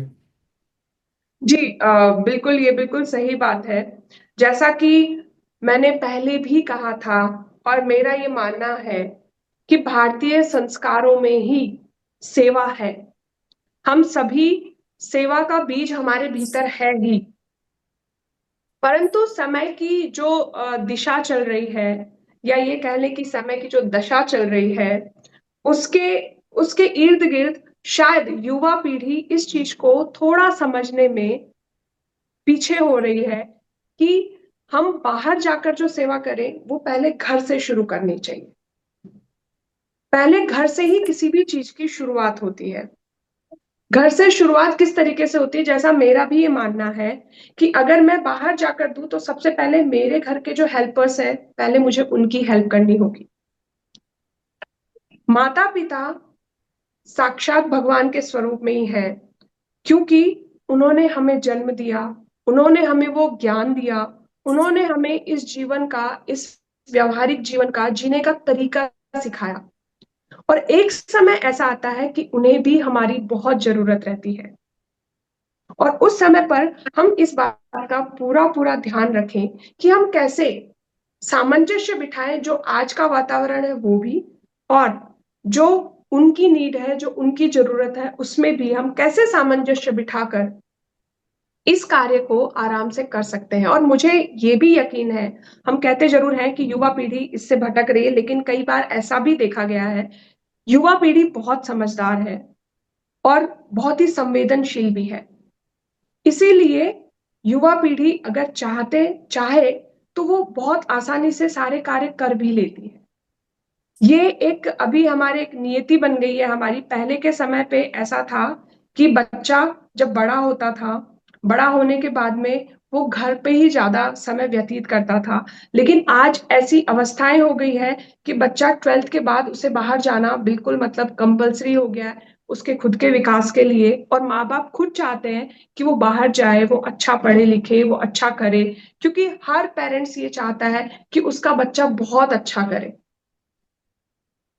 लेकिन धीरे धीरे धीरे धीरे बच्चों को ये समझना बहुत जरूरी है कि बाहरी दुनिया जिसके लिए मेरे माता पिता ने मुझे मुक्त किया, मुझे देखने के लिए उन्मुक्त छोड़ा, उस आसमान में उड़ने के लिए उन्मुक्त छोड़ा, मैं उन माता पिता को तो नहीं छोड़ रहा। मुझे उन माता पिता को नहीं छोड़ना है, क्योंकि उन्होंने ही मुझे वो पंख दिए कि मैं इस आसमान में उड़ सकूं। लेकिन समस्या तब आ जाती है कि जब वही बच्चा उन्मुक्त होकर आसमान में उड़ने लगता है और उसे लगता है कि ये दिशा तो मैंने देख ली, अब मुझे उधर जाना है, वो भी मैंने देख लिया, अब मुझे उधर जाना है। और धीरे धीरे धीरे धीरे वो अपना दायरा बढ़ाता चला जाता है। धीरे धीरे वो पीछे जो घर पर बैठे माता पिता होते हैं, वो उसके इंतजार में आंखें बिछाते रह जाते हैं, और वो बच्चा पूरे आसमान में अपना दायरा बढ़ाता जाता है। वहां समस्या आ जाती। जितना माता पिता ने त्याग किया कि मेरे बच्चे को बाहर जाना है, उसे उन्मुक्त आकाश में उड़ना है, उसे पंख देने हैं, उसे आर्थिक सहायता, जिस भी तरीके की सहायता माता पिता कर सकते हो हर बच्चे के लिए करते हैं, चाहे वो गरीब हो, चाहे वो अमीर हो, चाहे वो कैसे भी माता पिता हो, उनके पास जो भी कुछ होता है वो अपना सब कुछ अपने बच्चे को देते हैं। तो जब ये स्थिति बने कि हाँ, जब बच्चा उन्मुक्त आकाश में उड़ने लगे, तो उसे उस पल ये जरूर सोचना चाहिए कि जब मेरे माता पिता ने अपना फर्ज निभाया तो अब मेरा भी फर्ज है। क्योंकि स्काई कोई लिमिट नहीं है उसकी, ये आकाश अनंत आकाश है। आप जितना उड़ोगे आपकी तृष्णाएं उतनी जागेगी। ये तृष्णाओं का संयम वो हमें अपने मन के भीतर पैदा करना पड़ेगा। हमारी लिमिट्स क्या है और हमें कितना उड़ना है और किस समय पर कितना उड़ना है, ये नॉलेज, ये पहचान, ये जागृत अवस्था युवाओं में होनी चाहिए। जब ये जागृत अवस्था, ये पहचान ये बच्चे समझ जाएंगे, तो ये जो आज हम जिस चीज का सामना कर रहे हैं, हमें उस चीज का सामना नहीं करना पड़ेगा। ओम बारहम। एक बात मैं आपसे और थोड़े से क्लियर करना चाहूंगा। जो आज दूरियां बढ़ रही है युवा पीढ़ी में और बुजुर्गों में, तो इसमें माता पिता की भूमिका भी तो कहीं गलत नहीं हो रही है क्या? जी बिल्कुल। अभी हमने एक बहुत ही मतलब अच्छा एपिसोड था और आपने बहुत अच्छी चर्चा भी छेड़ी। अभी हमने एक पॉडकास्ट किया था लास्ट में, मेरे साथ उसमें रुचि हर्ष जुड़ी थी, और उसमें टॉपिक हमने लिया था यंग कपल माइंडसेट। तो यंग कपल माइंडसेट एक ऐसा मतलब हमने उसमें एक चर्चा ये की थी कि पहले एक समय ऐसा था कि हर घर में 25 साल से ऊपर कोई भी बच्चा घर पे नहीं रहता था, मतलब कुंवारा नहीं रहता था, उसकी शादी हो जाती थी। इवन 25-30 साल तक तो उसके बच्चे वगैरह भी हो जाते थे। लेकिन अभी कुछ वर्षों से एक ऐसा कार्य, एक ऐसी मतलब ऐसी रीत चली कि शादी बाद में करनी है, 30 साल बाद करनी है, और बच्चों की अब स्थिति ऐसी है कि बच्चे शादी करने को भी तैयार नहीं है। और यहाँ एक बहुत बड़ा इंपॉर्टेंट रोल प्ले हो जाता है माँ बाप का। जैसा कि आपने अभी कहा कि माता पिता की भूमिका कैसी है, तो सच्चाई कि से चलो हम बिल्कुल बच्चे होते हैं जब हम, तब आज की परवरिश और पहले की परवरिश में दोनों में थोड़ा सा हम डिफरेंस कर लेते हैं, तो हमें बिल्कुल क्लियर हो जाएगा कि हम कहाँ पर गलत हो रहे हैं। मुझे याद है मेरे बचपन में हमारे पास मोबाइल नहीं थे, हमारे पास बहुत सारे ऐसे तकनीकी इक्विपमेंट्स नहीं थे, ऐसा आकर्षण नहीं था किसी भी चीज का। हम जब घर पे आते थे तो अपने माता पिता को अपनी पूरी बात बताते थे कि स्कूल में ये हुआ, ऐसा हुआ, वैसा हुआ, शाम को चर्चा होती थी। और अगर हम पांच हैं कि हम मतलब है ना, मेरे दादा दादी भी आए हुए हैं और हम सब साथ में हैं, तो हम साथ में बैठकर भोजन करते थे, साथ में बैठकर पूरी चर्चा करते थे, किसके साथ क्या हुआ, दिन की पूरी चर्चा होती थी। और वहां एक कम्युनिकेशन होता था, एक सामंजस्य बैठता था, संवाद होता था। पर आज वो संवाद मिसिंग है। रीजन सबसे बड़ा कि माता पिता भी कमाने में लगे हुए हैं, और बच्चा जब घर पे आता है तो उसके पास मोबाइल उसका सबसे बेस्ट फ्रेंड बन जाता है। और कहीं ना कहीं हम देखें तो माता पिता के लिए भी उनका मोबाइल बहुत अच्छा फ्रेंड हो गया है। तो अभी सारे संवाद हम मोबाइल से कर रहे हैं। मोबाइल बहुत अच्छी चीज है, मैं मोबाइल को बिल्कुल बुरा नहीं कहती, क्योंकि आज मोबाइल ही है जिसकी वजह से आज हम बैठे हैं, आज हम एक साथ जुड़े हैं, चाहे आप किसी भी देश के कोने में हो। लेकिन उसका उपयोग कितना है, उसका उपयोग कितना करना है, ये संयम तो हमें ही चाहिए। फिर बात आती है कि एक वक्त वो था कि हम घर से बाहर खेलने जाते थे। अभी सिचुएशन ऐसी है कि हम अपने बच्चे को बहुत ज्यादा स्किल डेवलपमेंट के चक्कर में माता पिता इतनी चीजों में उसको जोड़ देते हैं कि उसको खुद से खेलने का मौका भी नहीं मिलता। वो बच्चों के साथ कभी नहीं खेल पाते माता पिता। आप अगर अक्सर देखोगे तो माता पिता बच्चों के साथ खेलते ही नहीं है। बच्चे को खेलने के लिए भेज देते हैं, बच्चे को सिखाने के लिए भेज देते हैं, बच्चे को ये करवाने के लिए भेज देते हैं, बच्चों को वो करवाने के लिए भेज देते हैं, बहुत सारे पैसे लगा देते हैं। लेकिन वो माँ बाप ये नहीं सोचते कि हम बच्चों के साथ कब खेलेंगे। और जब वो माँ बाप बच्चों के साथ खेलना शुरू करते हैं तब उनकी एक अच्छी बॉन्डिंग होती है। क्योंकि बच्चे को सिर्फ पालना, बच्चे को सारी जरूरतें पूरी करना, सिर्फ यही बॉन्डिंग नहीं बनाता है। बॉन्डिंग बनाता है बच्चों का विचारों का आदान प्रदान। सबसे इंपॉर्टेंट रोल प्ले करता है बच्चों के साथ आप कितना सामंजस्य, कितना समय दे रहे हो, उनको कितना जान रहे हो, उनकी जिज्ञासाओं को आप कितना शांत कर रहे हो। तो आज सीन ऐसा है कि वो जो एक मोबाइल है वो डब्बा उनकी सारी जिज्ञासाओं को शांत कर देता है। क्योंकि जो भी क्वेश्चन होता है वो अपने माता पिता से नहीं पूछते, अब वो सीधे मोबाइल पे डालते हैं। वो हमसे ज्यादा स्मार्ट हो गए। तो आप ये देखिए कि माँ बाप में और बच्चे में संवाद कहाँ हुआ। जब संवाद नहीं हुआ तो उस चीज को वो आगे कैसे लेके जाएंगे। अब इसके बाद एक और आगे कदम बढ़ते हैं कि हमने देखा है हमारे माता पिता को कदम कदम पर सेवा करते हुए, पक्षियों के लिए, चींटियों के लिए, गाय के लिए, कुत्ते के लिए, तो कोई बाहर घर पे भिक्षा के लिए आ गया उसके लिए, हमने बचपन से ये सारी चीजें देखी। पर आज वो बच्चा अपने माता पिता को कब देख रहा है। हमने देखा कि हमारे माता पिता ने अपने माता पिता की कैसे सेवा की, पर आज वो बच्चा कहाँ देख रहा है। तो बच्चे तो वही देख रहे हैं, वही सीख रहे हैं जो उनके पेरेंट्स कर रहे हैं। तो कहीं ना कहीं पेरेंट्स को अवेयर होना जरूरी है कि हम वो चीजें क्या कर रहे हैं जो बच्चा समझ नहीं पा रहा। हम बच्चे में कौन से ऐसे संस्कार नहीं डाल पा रहे जो बच्चे में होने चाहिए, और क्या वो संस्कार हम देख रहे हैं, क्या हम तो आराम से कर रहे हैं क्या, और क्या बच्चे ने हमें देखा है क्या। मैं निश्चित कह सकती हूँ कि जिस बच्चे ने ये सारी चीजें देखी, वो उस स्काई में उड़ता हुआ, उस आसमान में उड़ता हुआ भी अपनी लिमिट पहचान जाएगा। वो माँ बाप की संवेदनाओं को उस आसमान में उड़ते हुए भी समझ जाएगा कि इस पल मेरे माँ बाप को मेरी जरूरत है, और वो लौट कर वापस घर पर आ जाएगा। लेकिन ये बॉन्डिंग बचपन से बनानी पड़ेगी। दूसरी चीज, जैसा मैं शादी की बात कर रही थी, हमने जो डिस्कस किया था, अभी बहुत अच्छा एक मतलब ट्रेंड चला है, मैं इसको अच्छा आज के वे में बोल रही हूँ। ये बहुत अच्छा ट्रेंड चला है कि भाई ठीक है, बच्चों तुम जानो, तुम्हारा काम जाने, तुम अपने आप देख लेना, तुम्हें जो लड़की पसंद आए तुम उससे कर लेना, बाद में हमें मत बोलना कि भाई हम मतलब इससे मेरी शादी क्यों करवाई। तो पेरेंट्स ये बोलकर, ये सोचकर बहुत तेजी से पीछे हट रहे हैं, मतलब एक और जिम्मेदारी जिससे पेरेंट्स अपने आप को पीछा छोड़ रहे हैं। क्योंकि उन्हें डर है डाइवोर्स का, उन्हें डर है बाद में किसी ना किसी तरह की प्रॉब्लम का। लेकिन क्या ये सही है।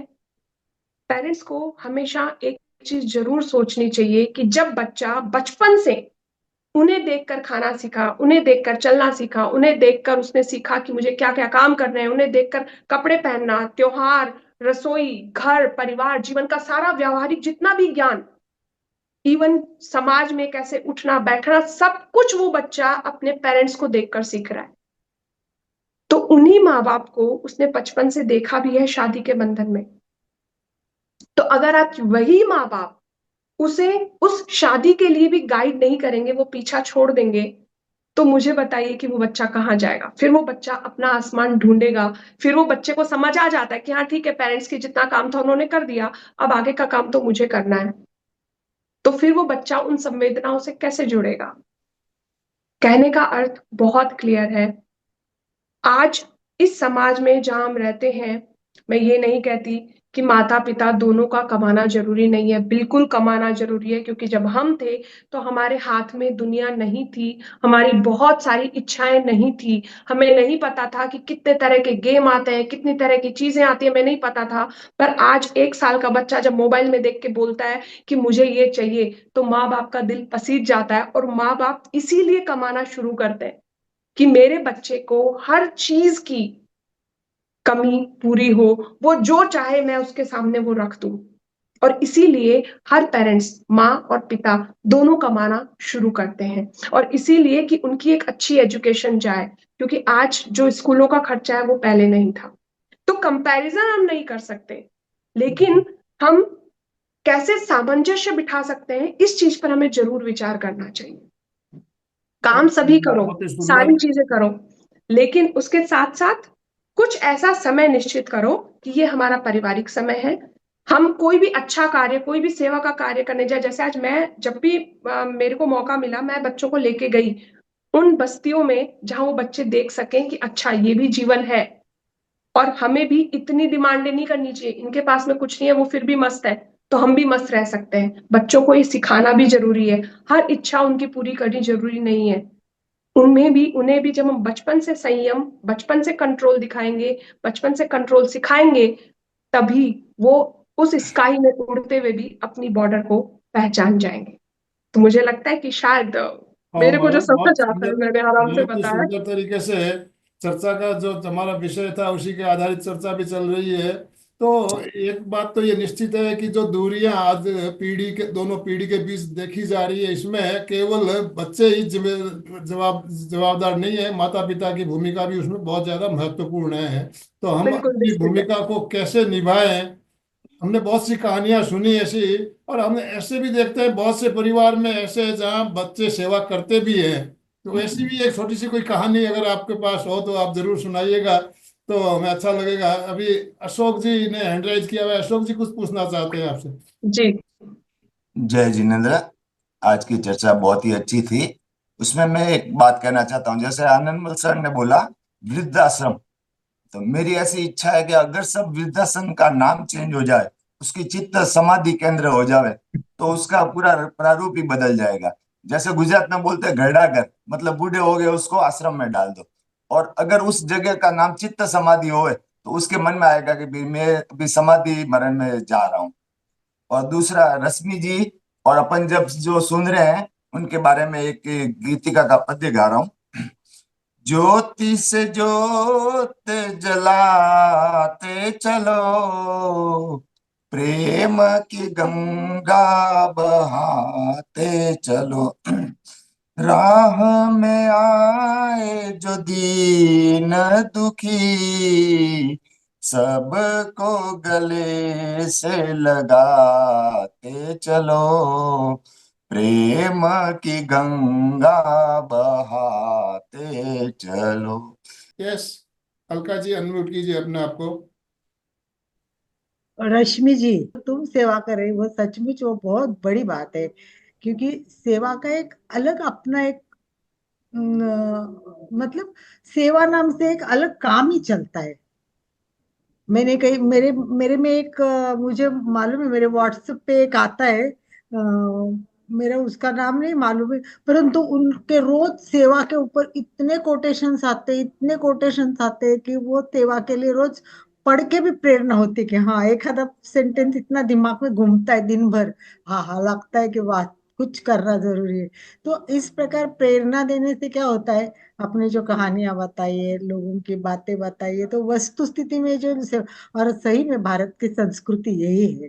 इसीलिए आज वो महाकुंभ का इतना बड़ा काम चल रहा है। रश्मि, आप महाकुंभ में जाके आई क्या? आधे रास्ते से लौट आई वापस। मैंने सुना नहीं, था। मैं नहीं जा पाई क्योंकि वहां पे वो मौनी अमावस्या को जो भगदड़ हो गई थी, तो मेरे साथ भी मेरे सास ससुर, मेरे माता पिता मतलब, और मेरे ताई सास सब लोग गए थे। वो इतने बुजुर्ग है कि वो मतलब 5 किलोमीटर पैदल चलना उनके लिए सबसे भारी काम था। हमारी इच्छा थी कि हम 3 पीढ़ी एक साथ महाकुंभ में जाएं, और तीनों पीढ़ियां एक साथ थी। लेकिन आधे रास्ते में जब ये सारी समस्याएं पता चली कि 20 किलोमीटर पहले गाड़ी को रोका जा रहा है, तो फिर हम लोगों ने यही डिसीजन लिया कि ऐसा काम बिल्कुल नहीं करेंगे जो उनके लिए बहुत ज्यादा भारी हो जाए। सही बात तो हम है। लौट आते हैं। अभी डांगे सर, कल डांगे सुन सर, पहले डांगे सर को लेते हैं, उसके बाद कोई जिज्ञासा हो आप हैंड राइज कीजिए, कोई प्रश्न हो तो जरूर आपका प्रश्न लिया जाएगा, आप हैंड राइज कीजिए। तो वो रश्मि जी के लिए जोरदार ताली तो होना ही चाहिए। बिल्कुल सभी को रिक्वेस्ट करता हूँ कि ताली बजा के उनका हार्दिक अभिनंदन और बहुत बहुत धन्यवाद। बहुत ही सुंदर तरीके से आपने इस विषय को रखा। कितने सारे उदाहरण आपने बताए, बहुत सुंदर उदाहरण थे, प्रेरणादायी उदाहरण थे।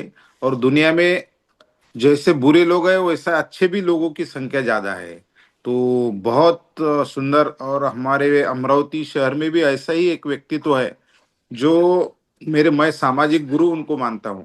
जो 78 ईयर ओल्ड है, उन्होंने 12 डिग्री प्राप्त की है, पीएचडी से ले 73 के बीई है। उसके साथ में रोज 18 पेपर पढ़ते हैं, रोज 2 घंटे व्यायाम करते हैं, अभी भी मोबाइल वापरते नहीं, अभी भी साइकिल वापरते हैं। और पूरा जीवन समर्पित किया अंध, अपंग, मुकबधिर, कुष्ठ रुग्ण, इन सब के लिए 50 साल से पूरा जीवन समर्पित किया। उनकी विशेषता यह है कि खुद की कोई भी संस्था नहीं है, कोई भी संस्था नहीं है, कौन से भी संस्था में पदाधिकारी नहीं है। अपने भी बताया कि ये राष्ट्रपति पुरस्कार मिला, ये पुरस्कार, उसके कारण कम से कम हमें मालूम हो गया। लेकिन वो कोई भी पुरस्कार के लिए अप्लाई नहीं करते, कोई भी पुरस्कार के लिए अप्लाई नहीं करते। लोग करने की कोशिश करते हैं तो उनको रोका जाता है। तो ये सब कार्य उस, और अभी तक उन्होंने 185 किताब लिखे, 185 किताब लिखे। तो ऐसे महान व्यक्तित्व जो पद, प्रतिष्ठा, पैसा, प्रॉपर्टी से परे है और लेकिन सेवा में पूरा जीवन समर्पित किया है, वो मेरे गुरु है, सामाजिक गुरु डॉक्टर गोविंद भाऊ कासट। और बहुत बहुत बड़ा व्यक्तित्व है। दुनिया में कोई पॉलिटिक्स समा उनके उनको मेयर के लिए, नगर सेवक के लिए कितने बार स्वीकृत नगर सेवक के लिए बोला गया नहीं है। कलेक्टर से लेके इलेक्शन समिति या यूनिवर्सिटी से लेके अनेक समिति में उनको पद देने की कोशिश की, लेकिन स्वीकारा नहीं। खुद बाबा आमटे जी जो कुष्ठ रुग्ण के बहुत बड़े आइकॉन हैं, उन्होंने भी उनको उनके समिति में पद देने की कोशिश की, लेकिन नहीं लिया। क्योंकि सेवा उनके थीम में है, सेवा उनके खून में है। और हर सुबह से उठने के लेके शाम तक, सोने तक। और उनकी खासियत ये है, हम बोलते खाना खाते खाते कोई आया तो उठना नहीं, नहीं उन्होंने घर पे बता दिया, कोई भी मैं खाना खा रहा और कोई आया तो मुझे बिल्कुल खाने से उठाना, मैं खाना बाद में खा सकता, न जाने कौन से प्रॉब्लम में वो होगा। नींद में अगर हो तो उस समय भी उठाना, ये उनकी खासियत है। और इससे बड़ा धर्म कोई हो नहीं सकता, ऐसा मुझे लगता है। तो बहुत बहुत धन्यवाद। थैंक यू वेरी मच रश्मि जी। बहुत सारे उदाहरण आपने रखे, तो उसके श्रृंखला में एक उदाहरण मैंने भी रोक, बहुत सारे उदाहरण है, लेकिन हम इसके लिए प्रेरणा ले सकते हैं। हमारे लिए ये आदर्श लोग हैं। बहुत बहुत धन्यवाद। थैंक यू ऊपर। एक बात मैं भी बता शेयर करूंगी कि हमारे समाज में एक पुरस्कार मिलता है महिलाओं के लिए, पूरे भारत में एक महिला को दिया जाता है, और उसका नाम है प्रतिभा पुरस्कार। मतलब उसमें कोई प्रतिभा हो तो पुरस्कार होता है। तो तब मुझे नई नई थी, मुझे मालूम नहीं था। तो नवसारी रहती थी, तो वहां के महिला, और वो क्या होता है, हर गांव में महिला मंडल होता है। हमारे कम से कम 500 महिला मंडल है। ये सब एक से जुड़े हैं, अखिल भारतीय, उसके अंडर 400-300 महिला मंडल काम करते हैं। तो हर महिला मंडल अपने गांव के एक अच्छी महिलाओं का बायोडेटा भेज देती है कि इनको पुरस्कार दे सकते हैं। फिर वो बायोडेटा पे पूरा स्टडी होता है, रिसर्च होता है, फिर गुरु के सामने जाता है, फिर गुरु देखते हैं इसमें कौन है अच्छा। मतलब बहुत ऐसे क्राइटेरिया से जाता है। तो मैं नहीं आई तो मुझे बोला कि आपका भी बायोडेटा दे दूं। मैंने बोला ना ना, बायोडेटा दे के कोई पुरस्कार नहीं चाहिए। अगर सेवा मालूम पड़े और भगवान ने दे दिया तो ठीक है, क्या करने का। पर ये रूल होता है। फिर भी देखो, इस रूल के लिए मैं कितना मतलब गदगद हो गई थी। मुझे इतना आश्चर्य लगा कि मैंने बायोडाटा वगैरह भेजा नहीं, और 99 की बात है आनंद भाई जी, उस साल मुझे ये पुरस्कार डिक्लेयर हुआ। मुझे फोन आया तो मैंने कहा कि नहीं नहीं, कुछ गलत फहमी होगी, मेरा नाम तो होगा नहीं, क्योंकि मैंने नाम भेजा ही नहीं है, तो कैसे आएगा। तो बोले नहीं, आपका नवसारी से हो ना, अलका संकला। मैंने बोला हाँ। तो बोले आपको ही पुरस्कार है। देखो मुझे इतना आश्चर्य लगा। फिर मैंने जब वहाँ साध्विया थी, उस टाइम हमारे प्रमुख हसी जी तो लाडनू रहते थे, वहाँ राजमती जी थे। मैंने उनको जाके पर्सनली पूछा, मुझे रिक्वेस्ट करनी कि मुझे पुरस्कार कैसे मिला, क्योंकि वो एक रूल होता है ना बायोडेटा जाना। तो देखो उन्होंने कहा कि गुरुदेव के हमारे सामने सब नाम आते हैं। फिर गुरुदेव बोले इनमें से लगता नहीं कि कोई इतना प्रभावी, कोई प्रभावी और हम जानते तो हम भी उनको दे सकते पुरस्कार। तो उस टाइम में अनुव्रत का काम करती थी, जीवन विज्ञान का काम करती थी। तो सुखलाल जी स्वामी, किशन लाल जी मुनि, राजूमती, सबने बोला नहीं इनको भी दे सकते। तब मैं नई नई जुड़ी थी देखो। तो ऐसे गुरु की कृपा होती है, और अपने आप भी कुछ चीजें अपने आप आ जाती है। अपेक्षा नहीं करनी चाहिए कि मैं ये काम करूँ तो मुझे ये पुरस्कार मिले, या पुरस्कार मिले तो जैसे भाई जी ने, राजू भाई ने कहा कि भाई वो एप्लीकेशन नहीं करते वरते थे, मुझे भी ये पसंद है। और सबसे बड़ी बात, सूरत में भी एक पुरस्कार मिलता है, नारी तू नारायणी। तो वो आया तो मैंने ऐसे नाम भेज दिया, तो वो बोले इतने 1000 रुपए भरने पड़ते। मैंने बोला नहीं नहीं, मुझे ये पैसे मैं सेवा में लगा दूंगी, पुरस्कार के लिए क्यों खर्च करने हैं। तब उन्होंने वो पुरस्कार मुझे ऐसे भेज दिया। बोलो, वो फोन आया कि नहीं आपको तो हम ऐसा ही दे देंगे। और सबसे बड़ी बात, गोल्डन वर्ल्ड रिकॉर्ड में भी जब नाम के लिए होते हैं ना, बहुत बहुत आनंद भाई जी ओम अपना नाम हुआ है, हमारा golden book of world record में हमारा नाम है कि 365 दिन नॉन स्टॉप क्लास का रिकॉर्ड। तो इस प्रकार भगवान अपने आप सेवा का मेवा तो देता ही है। तो बहुत मैं अच्छी बात। बिल्कुल, मैं एक बात, इस बात पे ही आपकी एक बात जरूर कहना चाहूंगी कि जब इन स्वयं सेवकों से हमें बात करनी होती है इनके कार्य के बारे में, क्योंकि हमें कलमबद्ध करना है, हमारा काम राइटिंग का है। और जब हम बात करते हैं तो मेरे पास ऐसे ऐसे एक्सपीरियंस आए कि उनका कहना ये होता है कि हमें काम नहीं बताना है। फिर हम उनके उनके पास कई जगह से फोन करवाते हैं कि भाई हमें काम बताओ ताकि हम कलमबद्ध करें, क्योंकि ये कहानियां जो प्रेरणा के लिए है। तब उन्हें जाकर के मतलब विश्वास होने लगा। मतलब मैं 2018 से इसमें जुड़ी हूँ सेवा गाथा में। और शुरुआती जो 1 साल था वो मेरे को एकदम ऐसे एक्सपीरियंस थे कि जब मैं लोगों को कॉल करती थी कि आप अपना काम बताओ, तो सब लोग ये बोलते थे कौन सा काम, हम कोई काम नहीं बताने वाले, हम कुछ नहीं करते हैं। बिल्कुल ये का यही मतलब उदाहरण मेरे सामने आता था। और मुझे बहुत कन्विंस करना पड़ता था सामने कि आप अपनी पूरी बात बता दो, आप कैसे काम कर रहे हो, कब से शुरू किया, किस तरीके से किया। करते करते करते करते करते धीरे धीरे उन सभी को, मतलब अब तो खैर सबको एक अवेयरनेस आ गई कि हाँ, फोन जाते ही अब सारी मेरे को बता देते हैं कि कैसे क्या हुआ, किस तरीके से। लेकिन जो आप बात कह रहे हो कि सच में जो सेवा करता है उसे इस चीज का बिल्कुल भी मतलब वो नहीं होता कि हाँ, मैं अपने काम को बढ़ा चढ़ा कर बताऊं या कहीं पर बोलूं। पहले तो यहाँ तक कई लोग तो एकदम ऐसे थे कि उनको लगता था कि, बहुत सारे लोग तो आज भी हमारे ऐसे हैं कि जो अपने काम के बारे में हमें बताते ही नहीं है। हमारा फोन जाता है फिर भी वो नहीं बताते, और इसीलिए शायद हम उनकी कहानियों को कलमबद्ध कर ही नहीं पाते। तो ये बिल्कुल सच है, सेवा करते हुए भी वो बिल्कुल डाउन टू अर्थ रहना, अपने आप को बिल्कुल ऐसा समझना कि हाँ ठीक है। तो इसीलिए मैंने कहा कि ये ईश्वरीय कार्य है, ईश्वर को ही समर्पित है, और ईश्वर ही करवा रहा है और ईश्वर ही कर रहा है। तो वो इसी बात को ही मानकर चलते हैं। ओम हम समय भी हमारा संपन्न होने जा रहा है। हम 1 या 2 मिनट समय और ले सकते हैं, किसी को कुछ कहना हो तो। काशीनाथ जी कुछ कहना चाहते हैं? काशीनाथ जी। काशीनाथ जी, अपने आप को पहले वीडियो वीडियो ऑन हाँ करो। हाँ वीडियो ऑन कीजिए काशीनाथ जी। हाँ हाँ। बोलिए। सेवा प्रबोधन पे बहुत ही अच्छा टॉपिक रहा। सबका मैं स्वागत करता हूँ, अभिनंदन करता हूँ। सेवा के बारे में राष्ट्र संत तुकडोजी महाराज ने कहा है, मैं मराठी में है वो, सेवेने अंगी सामर्थ्य येते, जे जे बोलाल ते ते होते, हसते परहसते होते काम त्याचे। सेवा में भी एक शक्ति होती है, और जो सेवा करता है वो ब्रह्मांड नायक की अदृश्य शक्ति जो है उसके भी काम वो कर लेती है। तो इसलिए सेवा के बारे में बहुत ही ये भाग्यवान लोगों की, अब जैसे हमारे गोविंद भाऊ है, आनंदमल जी है, राजू डांगे जी है, अलका जी है, ये भी सेवा का ही काम है। और अपना जो आत्मा परमात्मा, जिसको आत्मा को परमात्मा बोलते, उनको सेवा बहुत पसंद है। और अभी बताया है कि संस्कार के बारे में, जो अपनी माँ बाप की सेवा करता है उनके बच्चे भी उनकी सेवा करते हैं। ये सेवा का विषय खाली बोलने का नहीं है, वो अपने कृति से माँ बाप करते हैं तो वो बच्चों देखते रहते हैं, बोलने का काम नहीं। बहुत ही अच्छा टॉपिक रहा, सबका मैं अभिनंदन स्वागत करता हूँ। ओम धन्यवाद। ओम। रश्मि जी मुझे ऐसा लगता है कि इसमें सेवा के कार्य में रिसर्च की बहुत कमी है, संशोधन होना चाहिए इसमें। संशोधन होने से क्या बहुत सारे फायदे होते हैं, और समाज में भी थोड़ी सेवा के प्रति कुछ कुछ लोगों में बहुत उदासीनता है। कुछ लोग इसमें रुचि नहीं लेते, करते रहेंगे तो अपने को क्या पड़ी है ऐसे। वो कुछ लोग अपने सेंटर मतलब अपने खुद के लिए केंद्रित होते हैं, अपने परिवार के लिए, बस वो है सेवा। मतलब परिवार का कितना कर रहे हैं ना, वही सेवा है, और क्या करना है, ऐसे भी कुछ लोग बोलने वाले मैंने देखे हुए हैं। तो ऐसा नहीं होता है, परिवार के बहुत रूप होते हैं, परिवार के बहुत स्वरूप होते हैं। जितना जानेंगे परिवार सेवा के बारे में, उतना उसमें गहराई में जा सकते हैं। और मेरे तो ये बाल कोड़ू था, मतलब मुझे तो बाल संस्कार में ही मिला था। मेरे पिताजी 2 साल जेल में थे, स्वतंत्र सेनानी थे, और मेरे माँ ने स्वतंत्रता के लिए पहला लेक्चर दिया था।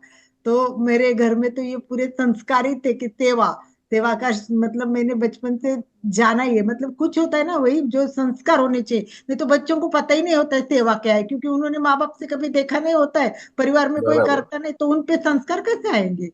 तो सही उसके बात। लिए घर में वो होना जरूरी है। बहुत अच्छा विषय लिया, बहुत धन्यवाद रश्मि, और और सबने जो हम पार्ट लिया उसको बहुत अच्छा हमारा धन्यवाद। टाइम संपन्न हो हो गया है चुका है आनंद भाई जी। ऑलरेडी। अलका जी, प्रार्थना।